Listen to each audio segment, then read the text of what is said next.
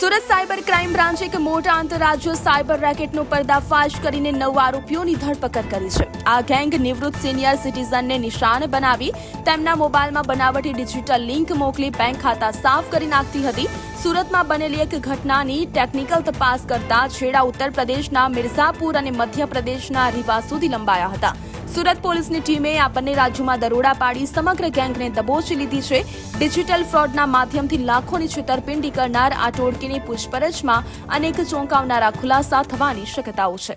ગયા વર્ષમાં 30 નવેમ્બરના રોજ એક રેલવેના કર્મચારી નિવૃત્ત થયા હતા અને નિવૃત્ત થયા બાદ એમને પ્રોવિડન્ટ ફંડનું 28 લાખ જેટલા પૈસા એમને અકાઉન્ટમાં આવ્યા. એમાંથી 20 લાખ રૂપિયાની એફડી કરાવ્યા પછી 8 લાખ રૂપિયા એમને પોતાના ખર્ચ માટે સેવિંગ બેંક એકાઉન્ટમાં સાઈડમાં રાખેલા હતા.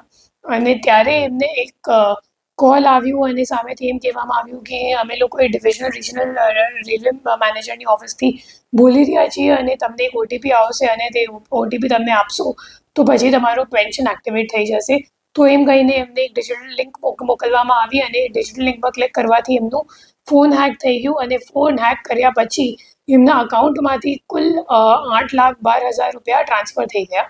અને આ બાબતની એફઆઈઆર અહીંયા સાયબર ક્રાઇમ પોલીસ સ્ટેશનમાં નોંધવામાં આવી હતી.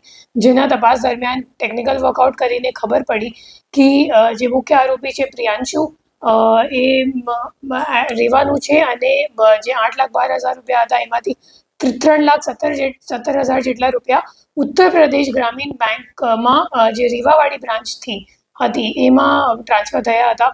પછી એને પકડવા માટે આપણી ટીમ અહીંથી રીવા ખાતે ગઈ તો પછી ખબર પડી કે જે મુખ્ય આરોપી છે એ મિર્ઝાપુર જતો રહ્યો.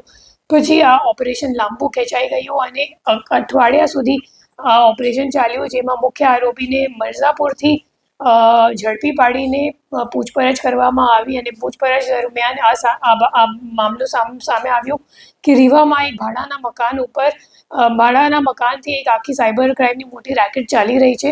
પછી પ્રિયાંશુને લઈને અને લોકલ પોલીસની મદદ લઈને ત્યાં જઈને રેડ કરવામાં આવી અને ત્યાંથી 9 આરોપીઓની ધરપકડ કરવામાં આવી અને એમને પાસેથી કુલ 27 ફોન અને 3 લેપટોપ સિવાય ઘણા બધા debit card, sim card, credit card, passbook વગેરે પણ લેવામાં આવ્યું છે.